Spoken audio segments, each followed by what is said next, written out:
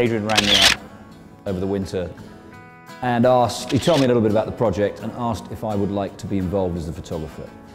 And he has pretty distinct views on how he likes his stones to be presented, which is fair enough, they're his art. But actually we quickly found a way of working together, a collaborative way actually, because I listened to Adrian, he made some very good points about how his work should be presented.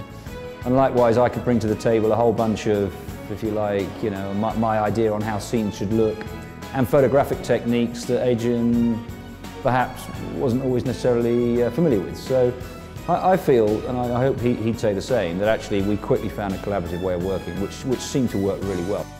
There are two types of photography involved. One is photographing the balances to present them in the best possible way. After all, that's where you want the viewer to, you want their eyes to rest. And whether it's on the beach or in an urban landscape, there's then a secondary element to the photograph, which is the landscape in the case, or seascape in the case of the beach, or cityscape in the case of the Singapore series that we shot. And it's sometimes very difficult to get those to work well in the frame. I'd say particularly so in the city. Because in the landscape and on the coast, it's not that difficult for the landscape to blend into the back, you know, to be positioned very much in the background with the stones very much to the fore. But in the city, it's much harder to do that. I found the cityscapes, they're more insistent, you know, particularly if there are street lights involved. We can't just position the stones in any old place. It felt like a jigsaw. And at times Adrian would get a little frustrated because he would spend ages balancing the most beautiful structure.